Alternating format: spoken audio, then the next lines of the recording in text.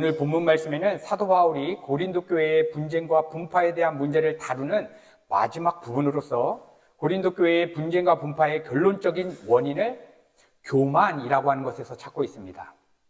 여러분, 이 세상에서의 교만은 다른 사람들 앞에서 잘난 체하거나 자기 자랑을 이렇게 보이는 모습, 그리고 거만한 모습, 이것을 교만이라고 정의하고 있지만 성경에서 말하는 교만의 본질은 피조물인 인간이 하나님처럼 되고자 하는 마음을 품는 그 상태, 이것이 교만의 본질이라고 이야기하고 있습니다.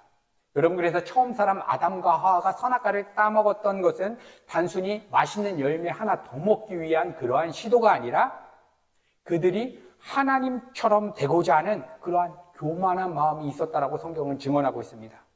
여러분, 이것은 아담 이후에 모든 인류가 가지고 태어나는 교만입니다.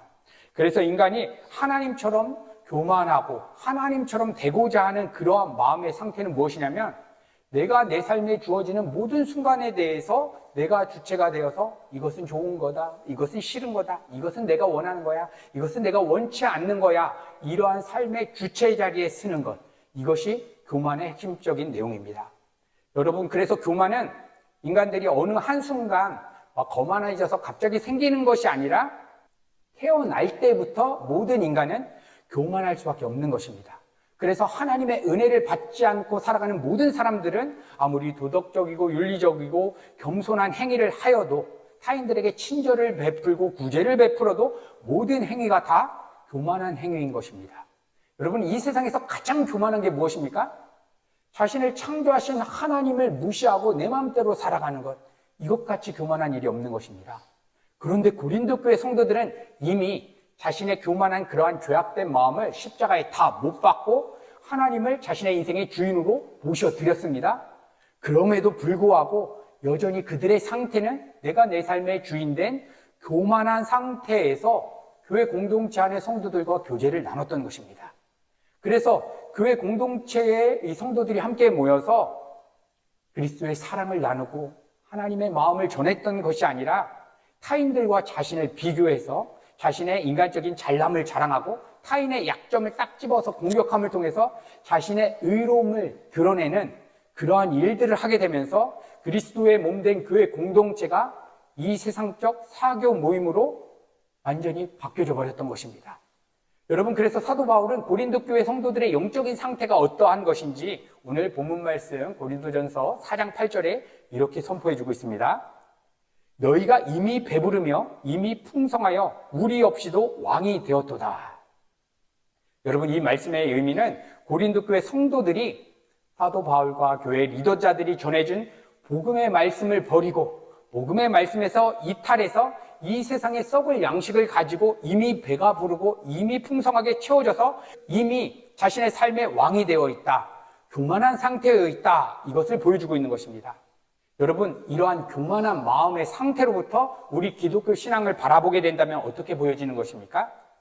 기독교 신앙은 하나님 자신이 목적이 아니라 이 세상에 썩을 양식을 얻어내는 수단으로 보여지게 되는 것입니다.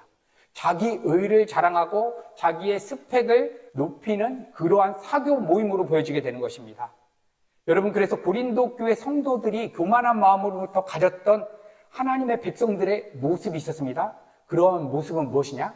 예수님을 잘 믿으면 어려운 인생 문제들이 해결되어지고 이 세상적으로 부유하고 성공하는 자리에 올라갈 것이라고 생각했습니다. 그런데 오늘 사도 바울이 선포하고 있는 진정한 성도의 모습은 무엇이냐? 예수님을 진정으로 믿는 신앙인이라면 자신들처럼 사도 바울과 교회 공동체를 섬기는 리더들처럼 오히려 세상에 더 구경거리가 되고 만물의 찌꺼기가 되는 고통스러운 과정을 통과하게 된다라고 선포하고 있습니다. 여러분, 이러한 기독교를 우리가 받아들일 수가 있겠습니까? 예수님 믿으면 어떻게 된다라고 사도 바울이 적나라하게 선포하고 있냐면 예수님 믿으면 세상에서 부유해지고 잘 나가는 것이 아니라 세상에서 너희들은 구경거리가 될 것이야. 그리고 어느 상태까지 내려가냐? 만물의 찌꺼기, 인간 쓰레기가 되는 그 자리까지도 너희는 내려가게 될 것이야. 이것을 선포해주고 있는 것입니다. 그러니까 사도 바울은 고린도 교회 성도들에게서 이렇게 선포하는 것입니다. 너희들이 예수님을 믿을지 안 믿을지 잘 선택해야 된다. 예수님 믿으면 이 세상에서 부유해지고 니네들이 원하는 대로 삶이 펼쳐지는 것이 아니라 오히려 이렇게 비천한 모습 가운데도 다 거하게 될 수 있다. 이 메시지를 선포하고 있는 것입니다. 이렇게 고린도 교회 성도들은 이미 이 세상의 썩을 양식으로 배가 부르고 이미 부요해서 이미 왕노릇하고 있는 반면에 사도 바울이 선포하고 있는 진정한 성도의 모습은 반드시 고난과 환난을 통과하게 되어 있다. 정말 바닥으로 가는 그 자리까지 가게 되어 있다고 선포하고 있습니다. 그리고 오늘 본문 말씀 11절을 보시면 사도 바울은 바로 이 시간까지 이렇게 이야기를 합니다. 자신이 고통을 통과하고 있는데 언제까지 가냐면 이 시간까지라고 이야기합니다. 여러분, 이 시간까지가 의미하는 내용은 성도가 이 땅에서 살아있는 동안에는 반드시 고난을 통과하게 된다는 것을 강조하는 표현입니다. 그리고 성도가 통과하는 고난이 얼마나 심각한지 사도 바울은 더 적나라하게 오늘 본문 말씀 9절 말씀에 이렇게 선포해주고 있습니다. 고린도전서 4장 9절, 내가 생각건대 하나님이 살도인 우리를 죽이기로 작정한 자같이 미말에 두셨음에 우리는 세계 곧 천사와 사람들에게 구경거리가 되었노라. 사도 바울이 예수님을 믿고 경험되어지는 그 영적인 실체에 대해서 이야기를 하는데 하나님이 우리를 죽이기로 작정한 사람처럼 미말해 두셨다. 세상과 천사들에게 구경거리가 되게 하셨다. 이렇게 이야기하고 있습니다. 여러분, 이렇게 사도 바울이 이야기하는 예수를 믿는 신앙은 기쁨과 환희와 영광만이 주어지는 것이 아니라 이렇게 마치 포로로 잡혀가서 사람들에게 조롱을 당하고 비방을 당하는 그러한 모습으로 묘사하고 있습니다. 여러분, 이러한 말씀을 보면 우리는 단순히 예수를 믿으면 초대교회 때처럼 외적인 핍박과 박해가 주어진다라고 생각할 수 있으나 이 메시지의 핵심적인 의미는 단순히 외부적인 공격이 아니라 정말 거듭난 신자라면, 정말 예수를 믿는 신앙 안에 가고 있다면 그 신자의 내면 안에서는 정말 하나님이 우리를 죽이기로 작정한 자처럼 마치 정말 이 세상 사람들이 볼 때 조롱거리가 되는 것처럼 처절한 영적인 싸움을 하게 된다는 것을 이렇게 적나라하게 묘사해 주고 있는 것입니다. 여러분, 그런데 만약 예수님을 믿는다고 하지만 이러한 영적인 실체, 내면 안에서 자신의 죄악된 본성과 외부적으로는 이 세상의 공중권세 잡은 자와 싸우는 이러한 영적인 실체에 이러한 싸움이 없다면 그것은 우리 주님께서 나보러 주여 주여 하는 자마다 다 천국에 들어갈 수 없다라고 하신 주님의 말씀처럼 진정한 신앙인이 아니라고 하는 증거가 되는 것입니다. 정말 하나님의 백성이고 하나님의 자녀라면 명확한 증거가 있는데 이 고난의 시간, 이 환난의 시간을 내면 안에서 경험하게 된다는 것입니다. 그래서 사도 바울은 로마서에서 이렇게 선포했습니다. 로마서 8장 16절에서 17절, 성령이 친히 우리 영으로 더불어 우리가 하나님의 자녀인 것을 증거하시나니 자녀이면 또한 후사, 곧 하나님의 후사요 그리스도와 함께한 후사니 우리가 그와 함께 영광을 받기 위하여 고난도 함께 받아야 될 것이니라. 여러분, 한번 생각해 보십시오. 우리 기독교 이외에 이 세상의 모든 종교들과 지식과 학문과 인류가 만들어낸 선행체계, 지식체계 이런 것들은 전부 어떠한 목적지를 향하고 있냐면 인간이 고난의 순간에서 어려운 인생 문제에서 어떻게 벗어날 것인가, 이것을 목적 삼고 있습니다. 그래서 이 시대가 문명이 발달하면서 인간들은 어떻게 하면 더 편리해질 수 있을까, 어떻게 하면 더 안락한 삶을 살 수 있을까, 이러한 신개발들이 엄청나게 쏟아져 나가고 있습니다. 그러나 성경은 뭐라고 이야기하고 있느냐? 고난에 대해서 이야기할 때에 고난은 하나님의 은혜의 선물이며 하나님의 자녀라고 하는 명확한 증거라고 이야기하고 있습니다. 그래서 하나님의 백성들은 고난이 주어질 때에, 환난이 주어질 때에 이것을 피해 가거나 변화시키는 것이 목적지가 아니라 오히려 고난 속에서 어떻게 하라고 선포하고 있습니까? 즐거워하라고 선포하고 있습니다.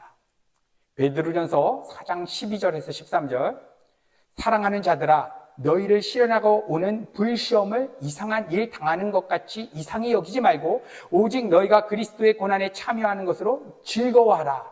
이는 그의 영광을 나타나실 때에 너희로 즐거워하고 기뻐하게 하려 함이라. 여러분 성경 곳곳을 보면 이렇게 고난에 대해서 이야기할 때에 하나님께 간절히 기도하고 너희가 종교적인 열심을 다하면 이 고난에서 하나님께서 다 탈출시켜줘서 아무것도 고통이 없는 편안한 삶을 살게 될 것이다 라고 하는 구절은 단 한 구절도 약속해 주지 않고 있습니다. 성도에게, 하나님의 자녀에게 약속된 명확한 증거는 환난이고 고난이라는 것입니다. 여러분, 그런데 우리는 이런 말씀들을 읽고 우리가 듣게 될 때에 우리 안에 본능적인 질문이 일어나게 됩니다. 왜 하나님은 전지전능하신데 하필이면 고난과 환난, 이렇게 모든 사람이 다 피해가고 싶은 그러한 상황들을 통과하셔서 우리를 다루시는가? 고난 속에서 이 악물고 꾹 참아라 하면 이해가 될 것 같은데 어떻게 고난 속에서 우리가 정말 직면하기 싫은 그러한 삶의 현장에서 즐거워하라고 선포하고 있는가라고 하는 생각을 갖게 되는 것입니다. 여러분, 저도 설교자로서 그리고 수많은 이 시대의 목사님들과 선교사님들이 하나님의 말씀을 선포하는 그러한 말씀을 대언하는 자로서 하나님의 성도들에게, 하나님의 백성들에게 이렇게 선포하고 싶습니다. 하나님께 간절히 기도하면 여러분 인생 문제 다 해결됩니다. 지금 정말 여러분들의 인생을 묻고 있는 그 문제, 종교적인 이러이러한 열심을 다하면 하나님께서 다 해결해 주실 것입니다. 이렇게 선포하고, 이렇게 선포한 대로 정말 어려운 일이 싹 다 없어지고 이 세상에 풍요가 주어진다면 여러분 얼마나 인간적으로 위로가 되고 힘이 되겠습니까? 그러나 성경은 이러한 인간적인 위로나 이 세상적 평안을 단 한 구절도 이야기하지 않고 명확한 증거로서 환난 속에서도 너희는 즐거워해야 된다. 환난은 인내를 또한 만들어낸다. 이렇게 더 우리의 숨통을 조이는 것 같은 그러한 메시지를 퍼붓고 있는 것입니다. 여러분 한번 생각해 보십시오. 왜 하나님은 우리 성도들에게 이러한 환난과 고난의 상황을 막아주지 않고 허락하시는가? 특별히 우리가 계시록 말씀이나 사도 바울이 쓴 서신서를 보면 그 초대교회 때 그 엄청난 박해 앞에서 왜 하나님은 막아주시지 않았을까? 여러분, 이러한 모든 질문에 대한 해답을 성경은 또 우리에게 주고 있습니다. 계시록 1장 9절, 예수 안에서 여러분의 형제요, 예수 안에서 환난과 그 나라와 인내에 여러분과 더불어 참여한 사람이 나 요한은, 지금 사도 요한은 뭐라고 선포하고 있습니까? 자신은 환난에 참여하고 있는데 환난에만 있는 것이 아니라 뭐라고 하냐면 그 나라와 인내에 참여하고 있다라고 선포하고 있습니다. 다시 말하면 사도 요한은 환난 속에서도 환난만 겪는 것이 아니라 환난 속에서 하나님의 나라를 경험하고 있다는 것입니다. 인내를 경험하고 있다는 것입니다.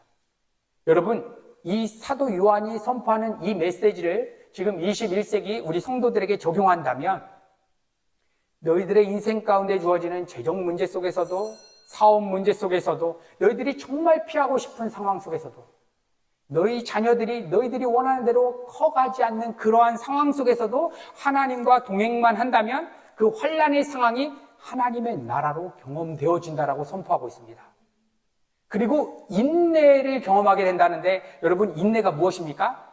이 세상의 인내는 꾹 참으면 어느 순간에 좋은 결과가 주어질 것이니까 꾹 참아라 하는 인내인데, 이것은 결론이 인내입니다. 환난 속에서 경험하는 인내, 이것은 무엇이냐면 환난 속에서도 하나님과 동행하는 자는 그 환난의 순간을 하나님의 나라로 경험하게 되는데, 이때 이 성도가 가지는 유일한 비전과 꿈이 있습니다. 그것은 하루빨리 이 죄악의 육신을 벗고 영원한 하나님 나라에 동참하고 싶은 것입니다. 그런데 아직 하나님의 뜻이 아니어서 이 땅에 살아가야 합니다. 그때 어떻게 살아가야 됩니까? 지금이라도 이 육신을 벗고 하나님 나라를 가고 싶은데 하나님의 뜻은 밀라노 땅에서, 사업 현장에서, 직장 현장에서, 음악원에서 우리가 살아가야 됩니다. 이때 이 성도는 어떻게 살아가게 되냐면 정말 소망하는 하나님 나라와 하나님 뜻 때문에 지금 이 땅에서 살아가는 이 갭 차이를 인내로서 버텨가는 것입니다. 인내로서 살아가게 되는 것입니다. 여러분, 이렇게 우리의 삶의 환난으로 감지되는 재정 문제가 될 수도 있고 사업 문제가 될 수도 있고 자녀 문제가 될 수가 있는데, 이것이 다가올 때에 하나님은 다 해결해 주시고 변화시켜 준다는 것이 아니라 그 환난이 다가올 때 하나님의 백성들은 그 속에서 기쁨이 터져나는 놀라운 복음의 힘들을 가르쳐 주시기 위해서 의도적으로 우리의 인생 가운데 때때로 환난과 고난의 시간을 하나님의 지혜 가운데 허락해 주신다는 것입니다. 여러분, 그러니까 환난이란 하나님의 나라, 이 묵시 속에 완성되어 있는 그 영원 속에 있는 그 하나님의 나라를 지금 이 땅에서 경험할 수 있는 영적인 통로입니다. 여러분, 환난이라고 번역된 들립시스는 누름, 압박, 핍박, 환난, 압제, 고통, 시련, 고뇌, 이러한 다양한 의미를 지니고 있습니다. 여러분, 그렇다면 언제 이러한 느낌들을 경험하게 됩니까? 언제 우리가 고통스럽고 나를 압박하는 것 같고 언제 우리가 그렇게 시련을 느껴지게 됩니까? 많은 사람들은 이 세상에 일어나는 일들이 내가 원하는 대로 펼쳐지지 않을 때 이러한 환난과 고통과 스트레스, 염려를 경험하게 된다고 생각합니다. 그러나 성경은 어떻게 이야기하고 있냐면 인간이 마음 안에서 이러한 들립시스, 이러한 환난, 누름, 압박, 핍박, 스트레스 이것을 경험하게 되는 본질적인 이유는 이 세상의 환경과 상황이 아니라 그러한 일들을 자신이 주체가 되어서 교만한 영적인 상태에 놓여 있기 때문에 그러한 일들이 고통으로 감지된다라고 이야기하는 것입니다. 그래서 이 세상 일들로 우리가 스트레스가 나오고 염려가 나올 때 우리가 반드시 기억해야 되는 것, 내가 그 문제에 주인되어 있다. 내가 교만한 자리에 올라가 있다. 이 재정 문제의 주인이 하나님인데 내가 주인 되어서 내가 계산기 두드리면서 내가 고민하고 있다. 그래서 기억해야 되는 것입니다. 이 문제가 아니라 이 문제에 내가 주인 되면 이러한 지옥에서 경험할 법한 이러한 염려, 스트레스, 이러한 다양한 증상들을 내가 경험하고 있거나 그래서 하나님이 아니라 이 세상의 것이 나에게 기쁨과 안정감을 줄 수 있다고 믿어지고 있는 그러한 대상들을 우리의 마음에 품고 있는데 어느 순간 하나님께서 우리의 인생 가운데 개입하셔서 한번 흔들기 시작할 때에 우리의 마음의 살이 떨어져 나가는 것처럼 아픈 것입니다. 내 마음의 살로 가지고 있었던 자녀, 재정, 근데 하나님이 흔들어서 내가 원하는 대로 펼쳐지지 않았습니다. 고통스러운 것입니다. 마음이 그냥 찢어지는 것 같이 아픈 것입니다.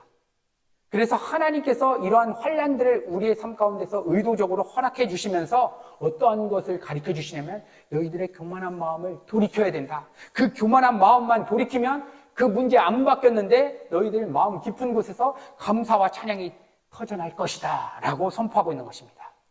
그래서 하나님께서 환난을 주시는 것은 하나님의 징계입니다. 하나님의 징계라고 하는 것은 그냥 잘못한 거 회초리로 때리는 그러한 심판으로서의 벌이 아니라 하나님의 징계, 이 파이데이아라고 하는 헬라어 단어는 자녀를 양육한다는 의미입니다.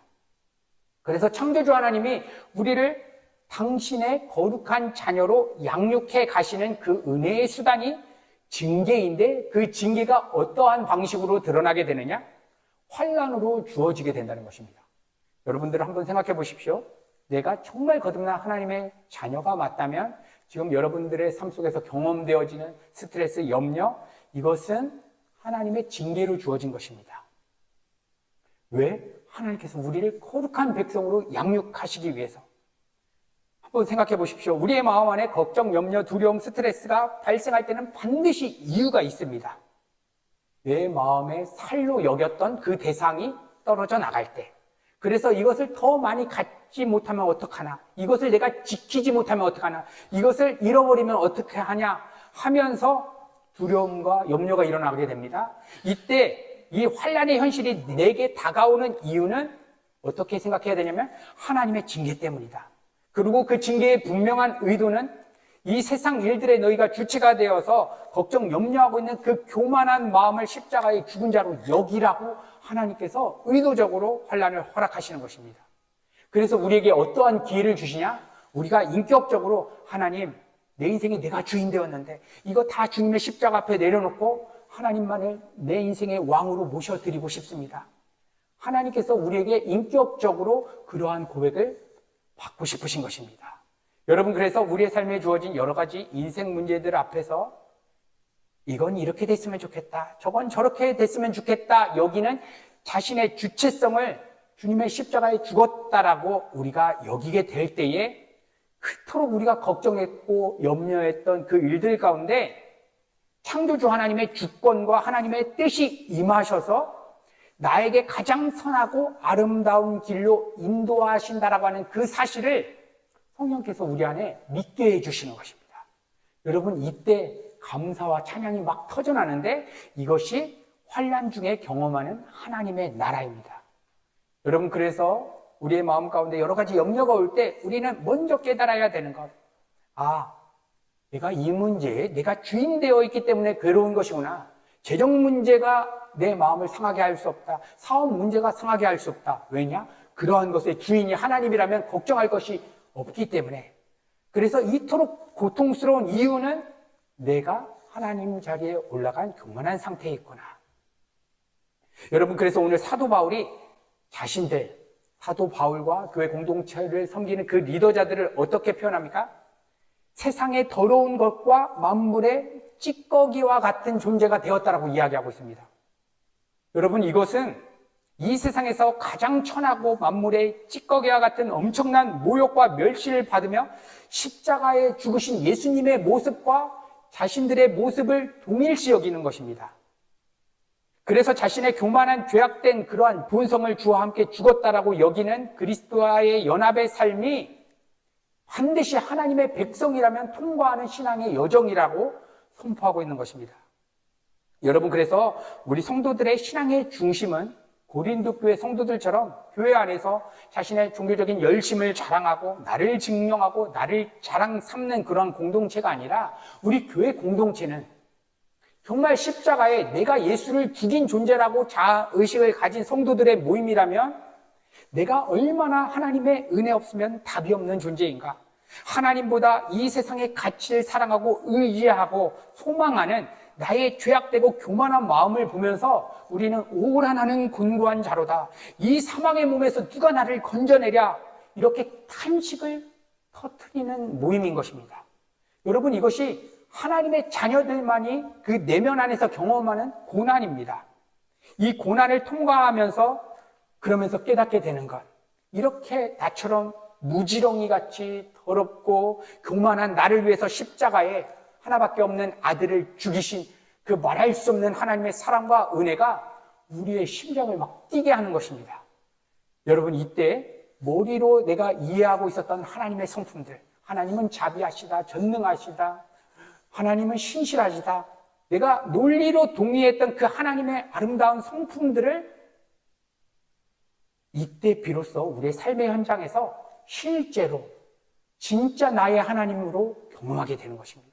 그리고 더욱더 그 하나님의 성품을 맛보면 맛볼수록 그동안 나에게 고통스럽게 여겨졌던 그러한 인생 문제들이 이제 믿음의 눈으로 보여지게 되면서 지금이라고 하는 상황, 그 상황이 어떤 사람에게는 질병 문제가 해결되지 않은 상황이 될 수도 있습니다.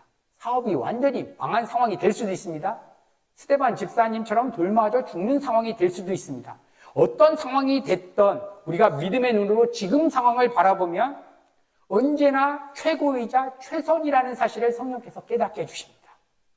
최고이자 최선이라는 것은 지금 형편에서 그 어떤 것도 단 한 조각도 바꿔야 될 필요가 없고 완벽하다, 완전하다라고 하는 의미입니다. 왜 그러냐? 완전하신 하나님께서 나의 거룩에 유익이 되게 하게끔 의도적으로 지금이라고 하는 순간을 하나님의 지혜 가운데 주셨다는 사실을 우리가 믿음 안에서 확신케 성령께서 해주시기 때문입니다. 여러분, 지금 우리의 삶에 주어진 지금이라고 하는 현실이 과거에 내가 저지른 그러한 죄악된 열매로 맺힌 열매일 수도 있습니다. 나의 욕심으로 선택한 결과로 지금 어려운 일이 주어졌을 수도 있습니다. 여러분, 그런데 그 일들을 지금 바라보는 지금 시각에서 내가 그 일들에 내가 주체가 되려고 하는 내 마음을 다 포기하고 주님의 십자가에 하나님, 이 일들에 대해서 하나님의 생각과 하나님의 판단을 받고 싶습니다. 내가 과거에 나의 실수로 일어났던 지금의 결과, 하나님, 지금 십자가에 내 마음을 포개고 나는 주와 함께 죽었습니다. 하나님의 마음으로 이 문제에 볼 수 있도록 도와주세요. 하나님, 이 문제가 어떠한 것인지 저에게 깨닫게 해주세요. 라고 우리가 기도하게 될 때에 지금이라고 하는 순간은 전지전능하심과 그 완전하신 하나님의 그 무한한 지혜 가운데 결정되어서 여기 계신 성도님들 한 분 한 분에게 가장 좋은 것으로, 가장 완전한 것으로 주셨다는 것을 깨닫게 되는 것입니다. 나의 실수와 나의 오류와 나의 연약함까지도 그 무한한 지혜가 다 계산하셔서 가장 좋은 것으로 지금을 주셨다는 것을 믿음 안에서 우리가 보게 되면서 지금 때문에, 지금 내 순간을 허락하신 그 하나님의 은혜에 감사와 찬양이 우리 내면 깊은 곳에서부터 터져나게 되는 것입니다. 여러분, 그래서 온 천지 만물을 창조하신 하나님의 자녀들에게 주어진 고난의 순간은 개선할 대상이 아닙니다. 바꿔야 될 대상이 아니라 감사의 대상이고 은혜의 현장이 되는 것입니다. 그래서 기독교 이해에 이러한 고난에 대해서 얘기할 때에 고난이 하나님의 은혜의 선물이다, 감사의 현장이다, 하나님을 향한 찬양이 터져나는 제목이다 라고 얘기하는 종교가 없는 것이고, 이렇게 이야기하는 이 세상에 지식체계, 선행체계가 없는 것입니다. 여러분, 그렇게 십자가만을 의지하면서 하나님, 내 삶에 주어진 지금이라고 하는 순간의 주인이 하나님 되시옵소서 고백하며 살아가는 성도들의 앞으로의 모든 인생은 하나님의 무한한 지혜 가운데 가장 최고이고 가장 최선으로 진행되어져 나갈 것입니다. 이것이 환난 속에서 경험하는 하나님의 나라이고, 하나님의 자녀가 고통과 환난의 시간을 통과할 때 경험되어지는 놀라운 복음의 신비입니다. 이러한 하늘의 놀라운 축복과 신비가 우리 밀라노네 가족 공동체 성도님들 한 분 한 분의 삶의 현장 가운데서 충만하게 누려지게 되기를 간절히 소망합니다.